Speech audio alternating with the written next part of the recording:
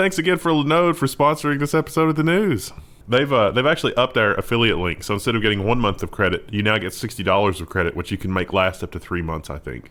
Or it's $60 or 60 days, so 2 months, I guess, of credit. So if you use our affiliate link, you can get a little bit more credit and experiment with things. They really want you to mess with that Kubernetes cluster and some of the other services like their Amazon S3 substitute, which is quite competent. You should definitely give that a spin. They've also been writing a lot of how-tos. So like setting up the WireGuard thing, which I think we can improve on. And we will soon improve on because WireGuard. They've got a lot more services today than they did previously. You should really check it out. And in fact, if you're going to do a commercial migration to like Kubernetes from Google Compute Cloud or even some of the Azure Compute services and you're using Kubernetes, come to the Level 1 forum. I'll actually help you do that. So thank you, Linode, and on with the news.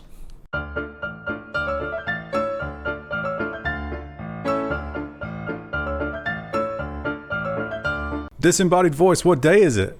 It's the 25th of August, and we're doing government and business together again at last. Again, which we've never done before. No, I'm pretty sure we've done that before. Have we? Weird sort this week, and this is the first time ever, and somebody actually commented on the Friday episode last week. It's like, these are barely even tech stories anymore. I was like, yeah, because it's Friday. Yeah. Listen, it's Friday. We've had a rough week. There's probably some tangential connection to technology, but we need our lulls. So this week that person will be furious because it's all nonsense on Friday. There was a lot of nonsense. I was surprised though. A lot of the nonsense this Friday is actually tech related. I try to keep it that way, but you throw a bear story at me, that's going in. A bear selfie sounds technologically related to me. I can't stop myself from doing that, and I'm not going to try. The WAP story. It's like, well, that was a Twitter trend. So yeah. Kind of like tangentially tech related. It's important to our lives.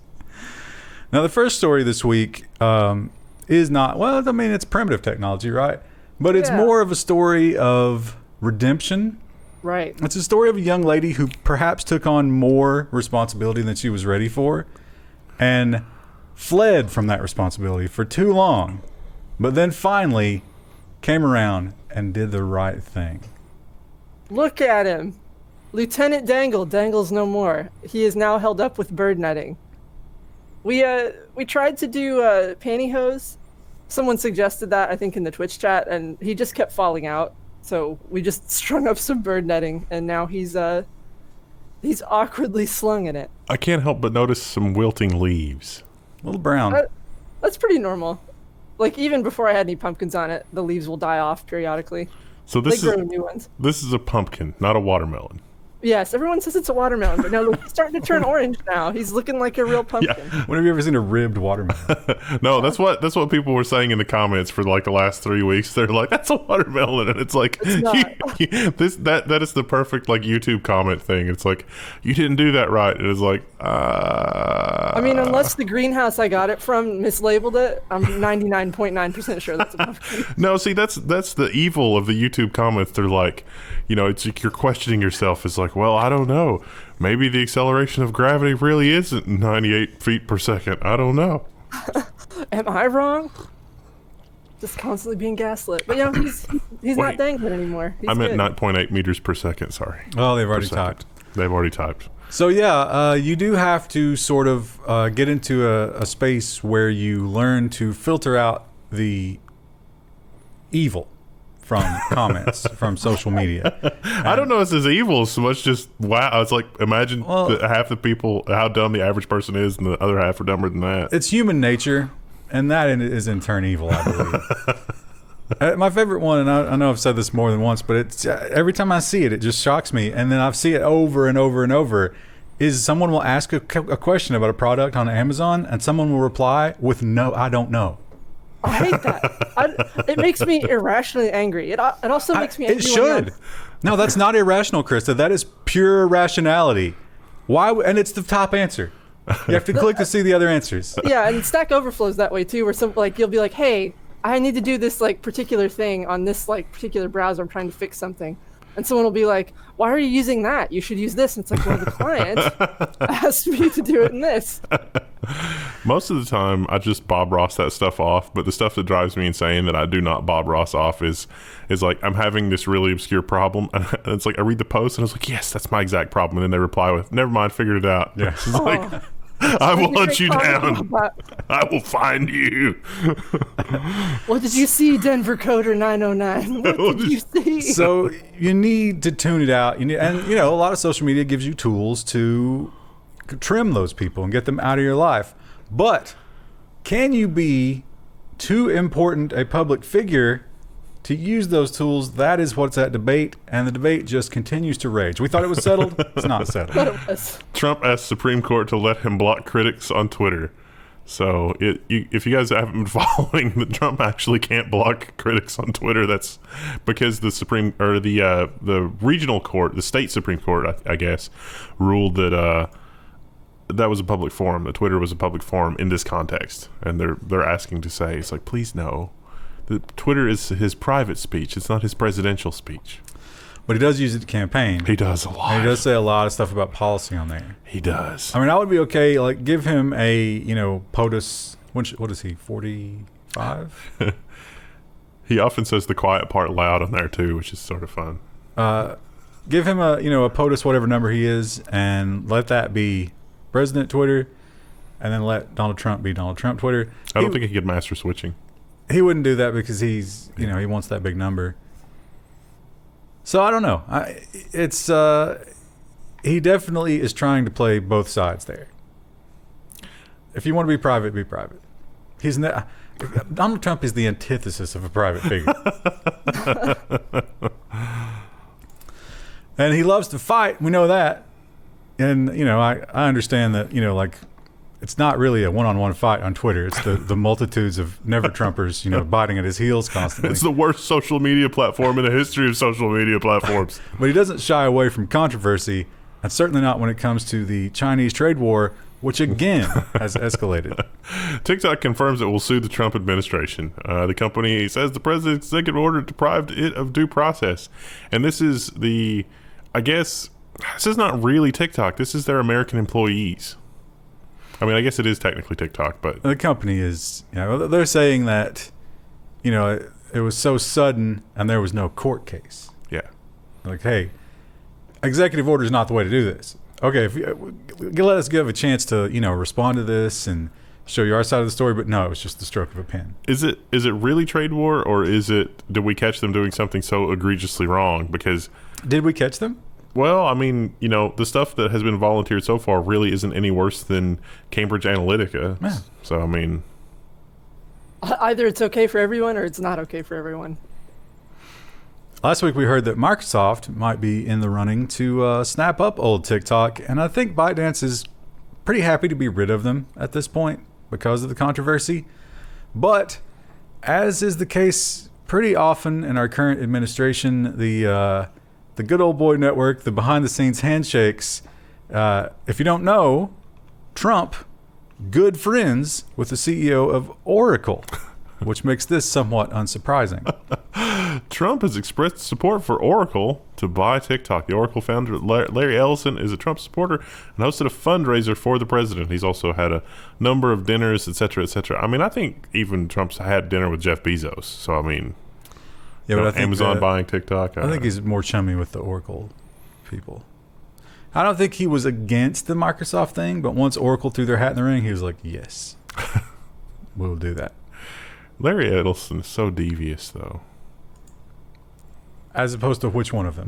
As opposed to which billionaire? Yeah. And remember the Open Technology Fund. Oh, we've reported on this a few times. There's a lot of controversy.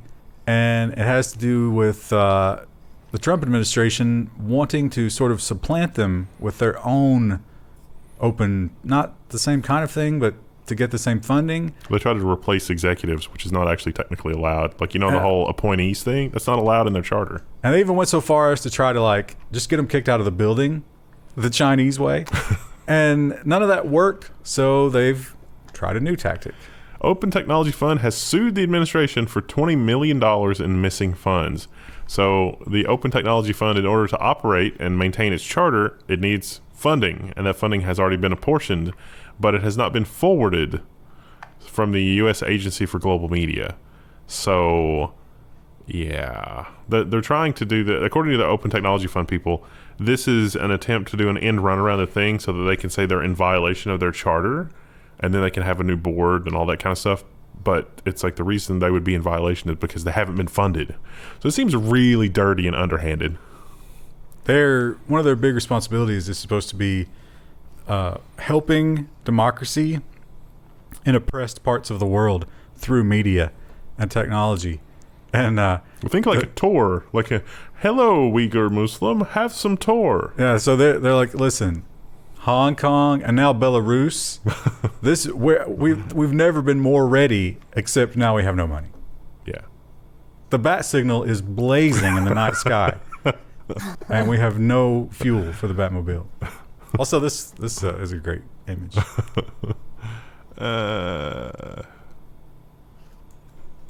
I hope they win, but at the same time, it's like I don't know if they really have any repercussions. I mean, they should, because this is a dirty, underhanded way of dealing with the situation. But come on. Well, I mean, assuming Trump doesn't win the election, wouldn't it just all fall apart again? Yeah, you got to wonder, if you're China and the escalating trade war, and it's just like, I don't know, I guess we don't respond to this until after the election because this is insane. You think Biden will be in their pocket? I think Biden will respond in very much different ways. Like letting them do what they want? Yeah. Like Google? It's like, well, listen, they can oppress their own citizenry. We just need daily reports on what it is exactly that they're doing. And also, they need to make our laptops. So the big Uber Lyft showdown was supposed to happen this past week. It didn't. Everybody was waiting. Everybody was ready to see who blinks first, and nobody had to blink. Last minute California ruling means that Uber and Lyft won't have to shut down on this past Friday. So they got to stay, basically. So they don't have to comply with the ruling until there's some more court cases. I think we've got a story coming up later about how they're looking at franchising as a possible model for dealing with this section. But they can't implement that quickly. So it's not over. We'll see more of that. A franchised Uber operation. That just seems... Even a cab company, basically. Yeah. Yeah. Well, and it's not like probably people are taking a ton of these right now anyway. Yeah, well, certainly. No one is doing much of anything these days, and that is hurting municipalities. Because if they can't nickel and dime you with those taxes and citations and stuff like that, it really hurts their income. And so, like any good government, when they get in a pinch, they start eyeballing the big corporations. And they say, how can we extract money from those piggy banks? And sometimes they'll take some logical leaps to get there. City sues Netflix, Hulu, Disney Plus, claim that they owe cable franchise fees. Cities demand 5% of revenue, claim online video uses public rights of way. This article goes on to explain how this is just utterly insane. And it takes about 20 paragraphs for them to do so, because the law and the language and the terminology, none of it supports any of these conclusions by the city in their filings. So we'll see how this plays out. The other big problem here is cord cutting. We think about cord cutting hurting the cable companies, but all those taxes and fees are also getting cut. When you cut the cord, you're striking 2 strikes for freedom. Nobody tell them about influencers. It's like, oh man, we need to tax influencers 5%. Sure, that's coming. So we had the big, in 2019, we had the big debate about the JEDI contract. Who was going to get that juicy, evil government contract? And it seemed like Amazon had it in the bag, but perhaps because someone wasn't a fan of Bezos and his newspaper, it went to Microsoft, which blew everybody's mind. And obviously gave Microsoft a shot in the arm as far as confidence, because they're I've had better experiences with Azure than I have AWS. Well, maybe the despotic governments of the world will as well. Microsoft plans cloud contract push with foreign governments after a $10 billion JEDI win. This is from CNBC. So Microsoft here is basically just saying, hey, we think we've got what it takes for our cloud to be able to offer these same services to foreign governments, but in a way that foreign governments can feel good about. We can deploy Azure to their local regions. We can set up whatever security policies. These are large enough contracts. We can even give those governmental entities their own infrastructure, so they're not even sharing infrastructure with the unwashed masses at large. And they've got that institutional knowledge. It's like, hey, this is how the U.S. government oppresses its people. This is the best way to... I mean, okay. They don't even realize they've been suppressed. Maybe second to China. But they're out in the open with it. You know, you can't really... That's apples and oranges. So... I say, which is better in that scenario? Like, wouldn't it be better that the people don't realize they're being oppressed? Well, we've debated that a lot, but then, you know, if you put it down on the line and you're like, would you rather live in the U.S. or live in China? I'm taking the U.S. Yeah. Yeah. Yeah, at least you can kind of fly under the radar here to some extent. Well, if you have a large enough plot of land and you're enough out of the way of everybody, yeah. I think if you... I lost my game of chicken with the census. Oh, did they finally catch you? They showed up, dodged them twice, but they kept leaving me that little paper, and I was like, all right, I'll do it. I did it online. I didn't actually speak to a person, but they made it clear that they were not going to stop. So I just gave them a fake phone number. I'm pretty sure that's a felony, but... Criminal tip, don't give a fake number on your census. So is protesting in Tennessee now, apparently, but... Here's a fun story that, I don't know, it's not all that surprising. I'm not sure why it had to be a headline, but it's interesting because it shows that Apple has been chummy with the government since way back when. Ex-Apple engineer says the U.S. government may have built a top-secret Geiger counter out of an iPod. So, turns out iPods were easy to use as a counterintelligence device. Somebody would pick it up and be like, oh, that's an iPod. And they would, play songs on it or whatever. But no, it was like, hey, Apple, will you help us put even more stuff inside the iPod? There's not a lot of room inside an iPod. And if you're a foreign government and you know that an iPod is a sophisticated piece of electronics, there's not really much room in there. So, yeah, it's like, wow, this is we were able to pull this off and find enough room to fit a Geiger counter inside an iPod. Why did they pick a picture of Janet Jackson on here? Why not? Does she have a song that relates to Geiger counters?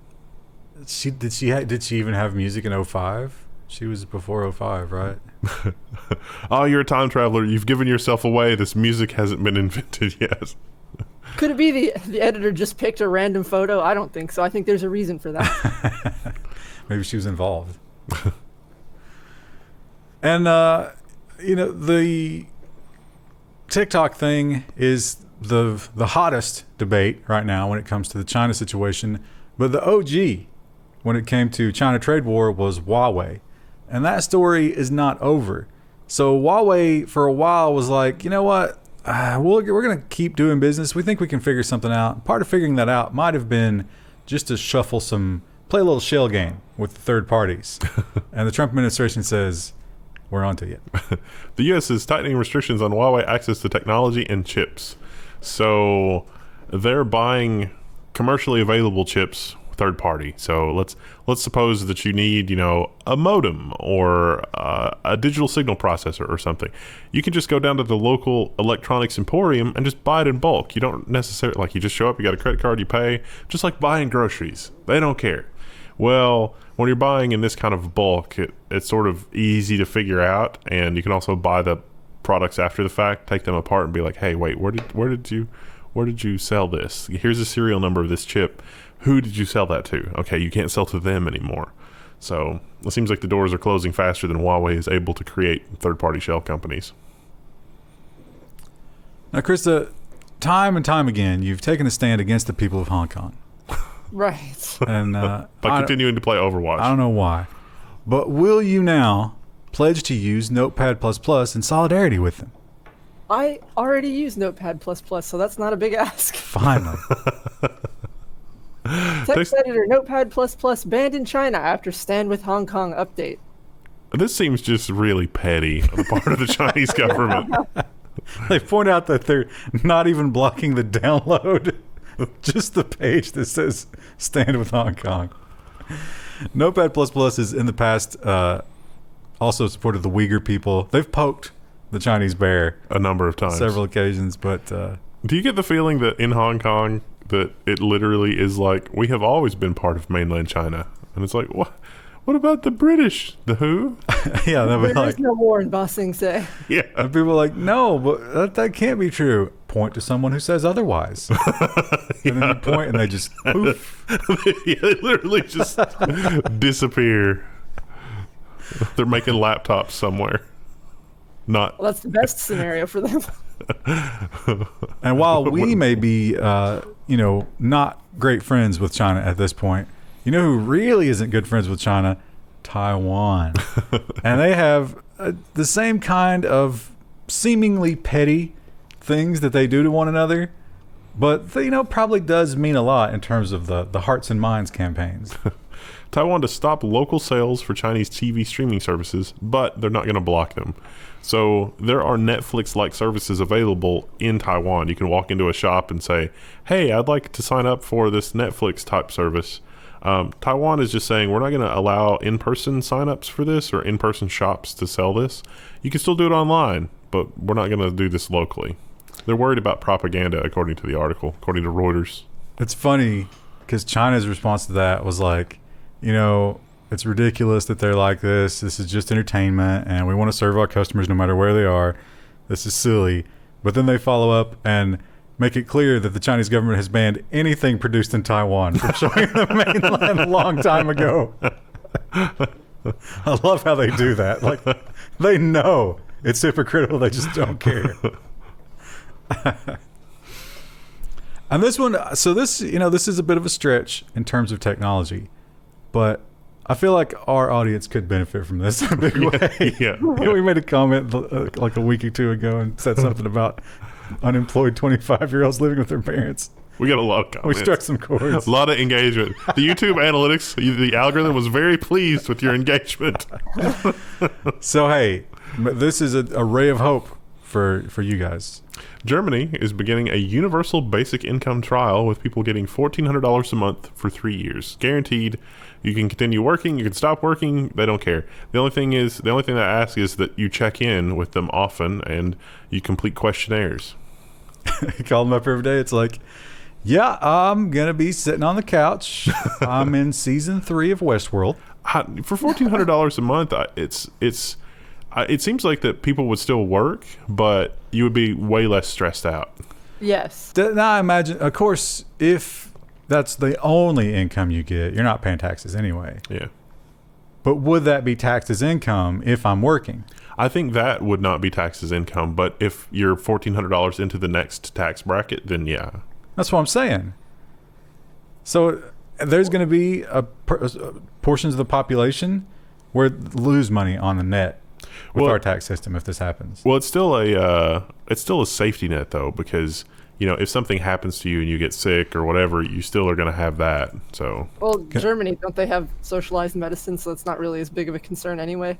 Yeah, I guess that's true. How quickly are the rent-to-own places going to develop the $1,400 package? I think I don't know. In Germany, I don't know. Well, no, I'm saying if that happened here. Oh, yeah. Here, I feel like everything would inflate rapidly. Like, rent would go up, food would go up, everything would just adjust to that new price. Which I don't know enough about, like, the economics of it all, but, like, has anyone ever addressed the inflation issue with universal income? Maybe, I've tried to find it, but maybe I just am ignorant and don't know where it is. But yeah, you know how you address the inflation issue? You change the way you measure inflation, which we've done several times. Yeah. Same way with our economy, as it turns out. Stock market's doing great. Well, that's maybe a conversation. Maybe that's an engagement challenge.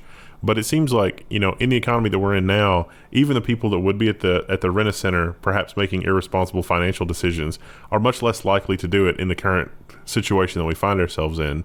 And yet, the ability of billionaires to capture all of the liquidity in the economy seems to be at an unprecedented level.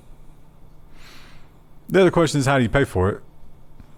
The money in Germany. How are we paying for anything? The money in Germany, it was only 120 people, and somebody just donated it. Yeah. So on a universal scale, the U in universal basic income, that doesn't work. So, we'll see. It doesn't work. It probably doesn't work to the $1,400 level if you take the money that's going into all of our other social programs and the bureaucratic nonsense that it takes to to run them, then there is some room for some level of universal basic income spending the same amount of money. But you would create bureaucracy to dole it out. Yeah. They pointed out they did it in Finland, and they did not see any increase in people's aptitude toward work or inclination to work. Like, you're giving them free money. The ones that didn't work before continued not to work. The ones that worked before continued to work. It didn't change anything. Did it improve their quality of life though? Was that? I'm sure it was measured, but I don't know if they didn't mention that. I mean, I'm sure probably. How could it not? Right? yeah. If you go to the Rent-A-Center, Well, but you're enjoying that, broken down recliner and Didn't Dorsey fund his own experiment with this as well? They were going to. So I don't know how that's going so far. I think it's Now, only been for we a have few months. we have programs here in the U.S. Now this is crazy. You look this up. I don't remember the name of it. We have programs where we identify violent gang members who are out of jail but have been in jail, and then we go to them and we're like, listen, we're going to give you monthly income, just don't kill anybody. Can you do that? And they're like, okay, yeah, I'll do that. And then we give them money. Which creates an incentive to kill people. For other people to kill people? Yeah. I killed that guy. Can I have his money? It's just like... It's like when you destroy someone, you gain their power. Yeah. Hey, that would reduce the number of gang members, wouldn't it? We've accidentally created an economic Highlander. That's not good. Yeah, so... I mentioned Belarus before. They are having their own little episode over there. We did have somebody in the comments of the episode where we talked about that who kind of explained it to us. I'm a little bit ashamed to admit I've forgotten already. But I think, it's all about the election. Someone was elected and the people are saying, hey... Elected was in quotation marks there. We talked amongst ourselves. He's apparently like an old school dictator who just keeps messing with the election, and people are finally sick. The guy who was supposed to certify the election was found dead. Did he have some of that tea? Yeah. So, and everything is shut down. They turned off the internet. I think it is back now, but maybe heavily censored. So how do you organize? Well, the answer comes from modern social media, of course. It's a Telegram revolution. Messaging app proves critical to Belarus protests. So this article talks about how every morning there's like a laundry list of stuff you need to do, and it's like, here's the overall plan, here's your little piece of the plan, let's do this. And because Telegram is end-to-end encrypted and the groups are apparently not infiltrated by any kind of intelligence service or anything like that, they've been able to stay fairly well organized and fairly well ahead of the authority that's kidnapping and or murdering people, allegedly. I think they're definitely infiltrated. So there's 3 big channels. I don't understand how Telegram works exactly. Do you? I guess you if you join a channel, you get all their messages in like a one-way thing. Yeah. And the Signal's probably safer. 3 big ones, and their subscribers have just exploded during all of this. And so they contacted the government, and they were like, are you aware of this? And it's like, yes, we are currently finding out who those 3 people are. Apple. Let's do a quick Apple block. Now, of course, we know Apple and their 30% rate on the App Store that's the story of the month. It's a nerd fight between Tim Sweeney at Epic and Tim Cook at the Battle of the Tims. Oh, but player 3 has entered. Actually, this is like player 5 or 6, right? Yeah. Because 862. but the big names. Who else was it last week? What other company was? I mean, obviously, they've already had arguments with Netflix and Amazon.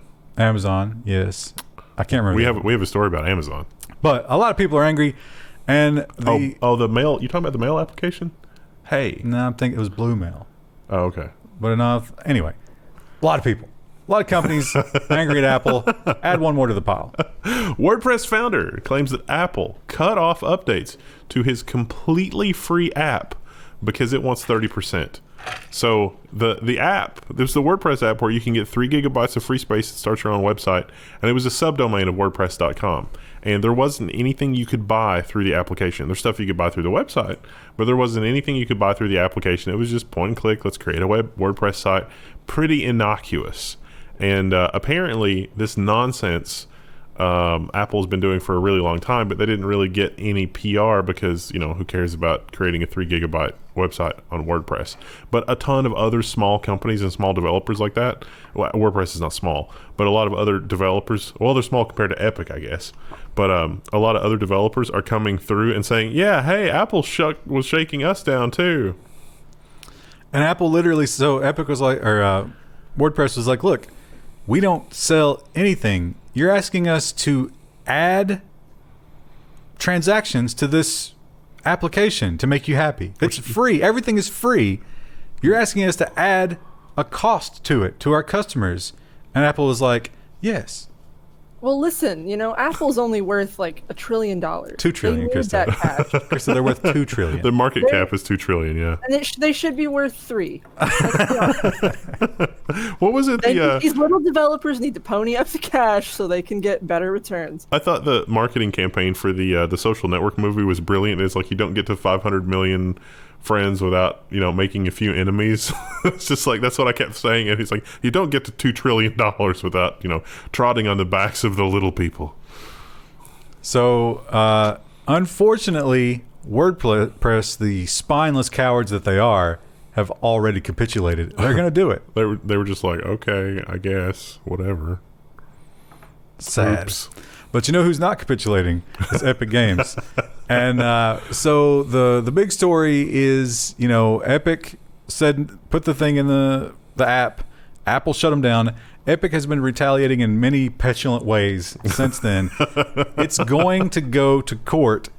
But one interesting thing has come out in the court case discovery. The Battle of the Thames. Apple fires back in court and says that Epic Games CEO asked for special treatment. Oh my goodness. So Apple is saying that Epic is acting in bad faith because Apple would not give them special treatment, and Apple never engages in special treatment. The platform rules are the same. Everybody must obey the same rules. So they're saying he was asking for a side letter that would create a special deal for only Epic that would fundamentally change the way Epic offers apps on the platform. Basically, they wanted Fortnite and the Epic Store and all that to have their own app store. So like you're not allowed to have a store within a store, but they wanted special excuse to have that on the iOS. And Apple said no, and then everything went to hell. So we'll see. Epic in the meantime, as I said, have been doing a lot of childish things that are hilarious. You got to give it up when it comes to the PR campaign. I think they're winning, especially among the young people. Yeah, Epic to host a free Fortnite tournament with anti-Apple prizes. Now, this hasn't happened at the time we're recording this. Unless you're on Patreon, by the time you're watching this probably will have already happened. It's going to be tonight. Ooh. You can win. Now get ready. Or float plane. Not only are you going to get... So they're giving away... Basically, they're giving away gaming hardware from every company that sells it except for Apple, which is great. And if you win this... Actually, you might not have to win it, but if you are, I guess get a good position or whatever, you get this sweet exclusive skin. The Apple suit person. Interesting. This is amazing. How many players does Fortnite still have? Is that still the... Yes, it's still very enormous. popular. Yeah. Yeah. Well, the application has not been turned off. You just can't download it for new devices. And to add insanity to insanity, there are iPhones that still have Fortnite loaded on them that are being sold on eBay for over $10,000. Oh my God. Yeah. It's popular not even like with just kids though. Like I know people who are my age who don't play any other video games, but they play Fortnite like religiously on their phones. There's going to be an iOS update that nukes that, and people are going to lose Yeah. their mind. Probably it's going to happen when their developer certificates are revoked. And that is where we're going with the next story, because the Unreal Engine is at the heart of many games, not just Epic's games. They license that. A lot of the games you play are Unreal Engine, and you need the cooperation from the operating system developers to make that work, especially Apple, who, locks everything down. So Apple said, it'd be a shame if your developer licenses were to expire and you weren't able to renew them. Apple threatens to terminate Epic Games developer accounts on August 28th. So I guess we're going to get an update and see if that happened. I don't know to what extent this would affect, if at all, third-party games. I've read some reports that say that there's not going to be any effect on third-party games at all, and I've read other reports that say this is going to make it harder for third parties to develop, but don't know. I'd say it's up to Apple.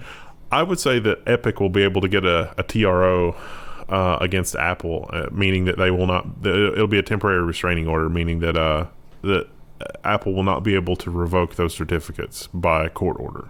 That should be pretty easy, because it's potentially irreparable harm, depending on which way the court case goes.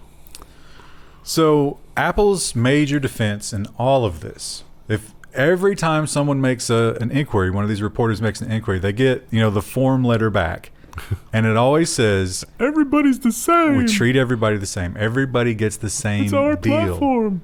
And you go, okay, it sounds like you do. I mean, even when these big players come to the table and they want special treatment, they get pushed away, except for maybe the biggest player.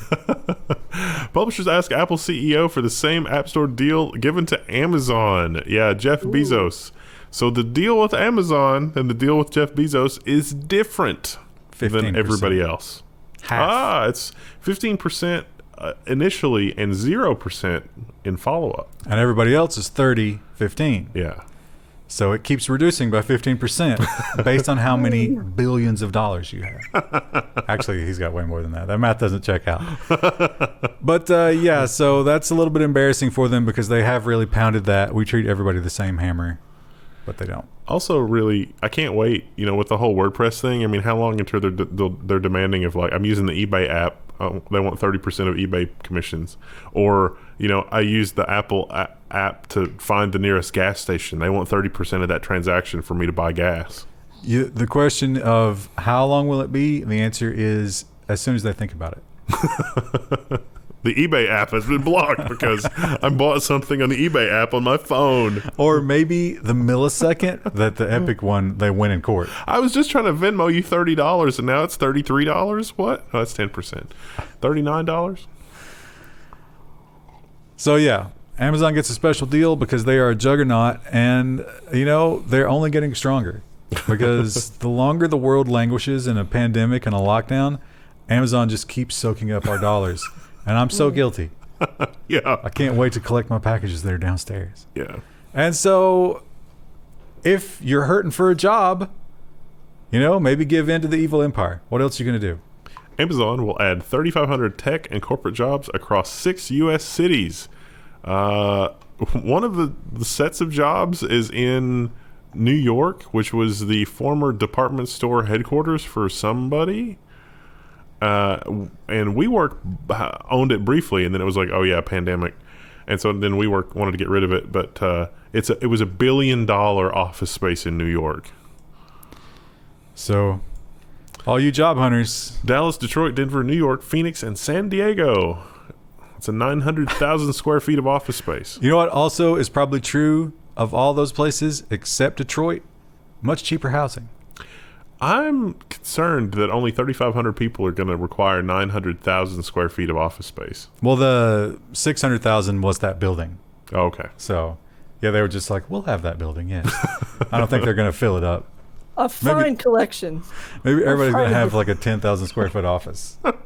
Jeff Bezos is wealthy enough that he could have a menagerie of poor people from every city. And it's like, oh, here's our native San Diego. It's their native habitat. And it's just like... They got those like zoom lenses on a pole that you put a quarter in, and you can watch them shoot up and shit themselves. It's like it looks like they're shaking. It's like, yes, we have fresh meth flown in every morning from San Diego. Finest meth. It's surprisingly dark for me. 1 in 20 capsules is half filled with capsaicin, and that's the most exciting time of the day. The other thing that's going on right now is colleges are going back. Students are going back to schools. And then they're going right back home. It's not working out. And a lot of them are saying, okay, we're going to do all online, but we've already got your money, and it's the same price if it's all online. And people are like, what? How can that be? I mean, part of what we're paying for is the grounds and the buildings and the beautiful, rich experience of college, binge drinking and unprotected sex. We don't get any of that when you're charging us the same amount of money. People are upset. And so one tech company saw that and said, yes, how can we not only make money from this, but build our empire from the ground up? Google has a plan to disrupt the college degree. Google's new certificate program takes only 6 months to complete and will be a fraction of the cost of college. It's like $300 a month. And this is more like a vocational program than college, but you know, in this economy, maybe that's not unwise. They'll give you certificates, and they claim they can put you right into a job. If things get back to normal and they keep this and they like move some of it onto the Google campus, there are going to be people who are smart, but, you know, like not ambitious. They're going to go from high school to Google and just never leave. Mm-hmm. The rest of their life is just going to be a Google life. Yep. And Google is going to get so much benefit from that. Yeah. The only thing I'm noticing, so it mentions like 3 different positions: project manager, data analyst, and UX designer. And I'm like, man, UX design directly from Google would be cool. But then I'm like, what if it's the designer who did Google Analytics? Oh, no. What if that's who you're learning from? No. Oh, no. No, Krista, there's a book that's by the original UX designer for Google from like the time that they were like 11 employees up through like 2006. And her book is just a horror show about how all the nerds were like, okay, this design looks amazing. Like, my instinct is this design looks amazing, but we want you to empirically explain to us why this design is better than this other design.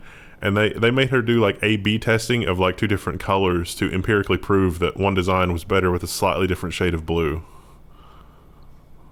Are you saying that because you know we've done that? Sorry, Krista. I wouldn't mind being able to do that more often. Like, most clients don't want to pay for that, but like, like at the same time, you have to wonder, like, do you really get that much more benefit? Is it like a 0.1% benefit? No. Yeah. It's a Sisyphean task for sure. There have been plenty of times where we've looked at websites on the news and we're like, look at this trash website, and then we just go on to read the story. It doesn't matter. Yeah. It's got the information I want. Content. It does matter a little bit in that if you open more than 4 news site tabs, the browser gets weird and crashy. I noticed that more than the design. Well, that's not the UI person's fault. That's the marketing team. So Android is doing something interesting. Of course, if you hate the walled garden, lockdown world of Apple, then you want to go to Android and Google's ecosystem in comparison, which is kind of like the Wild West during one of the smallpox outbreaks. You know, it's a give and take. But they're trying their best to make it a little more secure. Android 11 is taking away the camera picker. What? Oh, wait. It's to limit potential geotag hijacking. It turns out that if you give a third-party application access to the camera, it is able to exfiltrate a ton of data from your device. Think about it. Accelerometer, because you might need the accelerometer for taking a panorama photo. Geotagging, because you might have geotagging turned on. And Android is not sophisticated enough to really tell what the intent of the application is. So if the intent of the camera application is to just harvest all of your data, there's nothing that they can really do. If your application happens to use one of those third-party libraries, like if you're just, you know, an innocent developer, but it's like, hey, I found a free library that's going to help me with some image processing, but it has some of that geotagging BS built into it, it could be reporting to a third-party API, which we've reported on before, and you'd never know as the developer of that application. So Google sees that they've got no choice but to limit the camera application to one that can be trusted.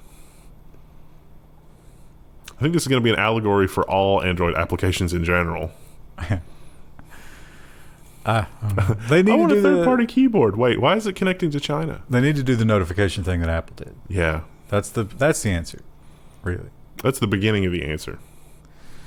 So, I guess if you enjoyed using those third-party camera applications, sorry. I really want that level of notification for all things in my life. It would be amazing. It's like I go to use the coffee pot and it's just like, oh yeah, it's reporting to the cloud. Oh, I can see it checking my clipboard. Why is the coffee pot checking my clipboard? That seems weird. Why were you copying text with your coffee pot? That's the real question. The printer says that it's ready for an update on the screen. That's neat because I disabled its access to the internet.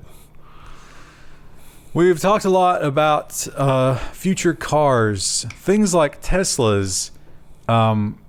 they are pushing the industry. Although in a lot of ways, it seems like the industry is only picking up the worst parts of the Tesla. That being the non-optional and incredible spying that the car will do on you. I remember reading about Johnny Depp's wife. What's her name? Can't remember. Ex-wife. Her mom, so she dated Musk for a while. Her mom claimed that Elon Musk gave her a Tesla as a gift, but it was filled with microphones to spy on her. That's like, no, sweetheart. Everybody's Tesla has that. That's just how they work. Yeah, it's spying, but it's built to do that. Yeah. And so Toyota saw that, and they were like, yeah, we want some of that. And often, as is the case, Toyota's not telling about this as a press release of like, oh, our cars are going to spy on you. They're talking about their partnership, which we can infer that this is going to happen. New Toyotas will upload data to AWS, Amazon Web Services, to help create customer insurance premiums based on driver behavior. Connected car vision has been in first gear for years. Cloud scale could jumpstart plans. This is the Register. So the Register writer sort of gets it that this is getting to be a little bit dystopian, but Toyota is basically saying, hey, what if we can send all of our telemetry on these vehicles to the cloud? How is that monetizable? Is that a new vector for stuff? And it turns out, yeah. Oh, yeah. When you've got that level of information on people, you can tell, do they go to Walmart? Do they go to Kroger? Where do they go for shopping? How long is the car parked? How many miles? Where does it go? Tons of consumer data. Yeah, that's going to be a nightmare. And every car company will follow suit. Yeah. Because Toyota will make so much money from that. There's going to be, everyone's going to want dumb cars now. You know who's going to suffer from this? Those people selling license plate tracking data. We don't need it anymore. That's a middleman now. Yeah. Airbnb. I was Airbnb. gonna say you, because you have a fancy new car, but Yeah, believe me.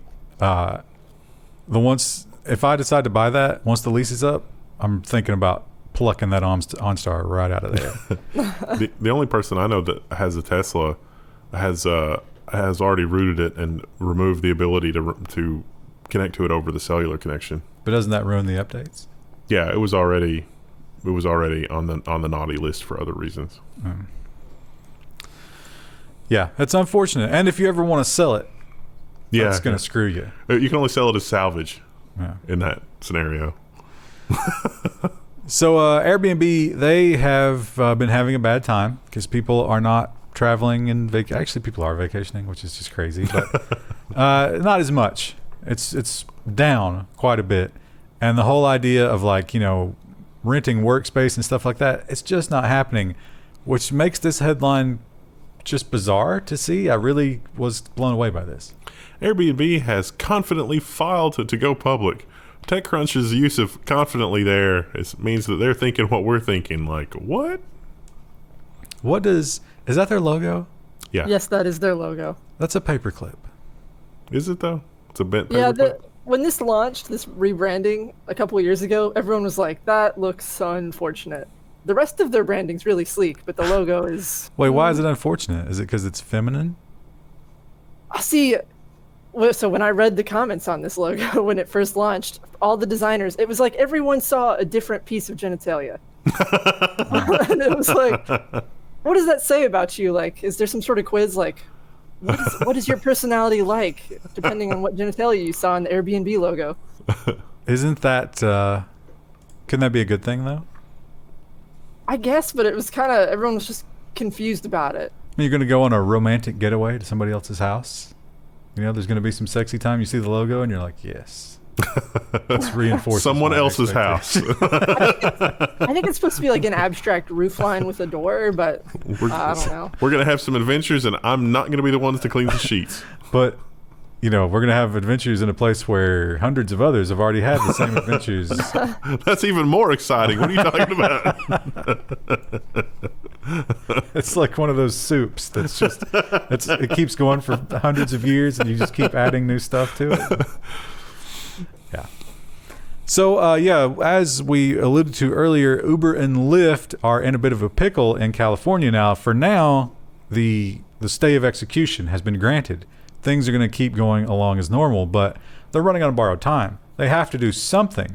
And they have asserted they cannot make money if they have to treat those people as regular employees. They will just have to shut down. But perhaps there's another option. Uber and Lyft consider franchise-like model in California. It's like you too can now start your own Uber or Lyft franchise. See, with a franchise, you buy the rights to use corporate materials and say, I own a blank restaurant, or I own a, blank. Wendy's. Huh? Wendy's. Yeah. So, it would be like that. It's like, I'm an Uber franchise. Okay. I don't understand. So if the Uber drivers are already cut to the bone on what they make, where does your cut come from? No, I think that, it ends up being sort of an owner-operator franchise, which is unfortunately what they make truck drivers do a lot of the time. But will they give... Oh, so the individual owns... Yeah. So it's like buying a taxi cab medallion from Yep. New York City. Yeah, exactly the same. Which takes years to pay off. Yeah, this doesn't benefit any of the drivers. This absolutely benefits Uber and Lyft, but It's also like truck drivers. I think truck drivers, at least, I don't know about in California, but I know some truck drivers, and they're screwed by the whole owner-operator thing because they're basically responsible for their own truck. And it's like, oh, I make tons of money. And then it's like, oh, wait, insurance and unemployment, and then the truck, and then the thing, and then the other thing, and then the blah, blah, blah. And then they actually make less than they would just being paid as a commercial driver. they just get screwed because they get all the responsibility but none of the major But profit. I suppose what you're buying here is to be included on the app, right? Yeah. Yeah.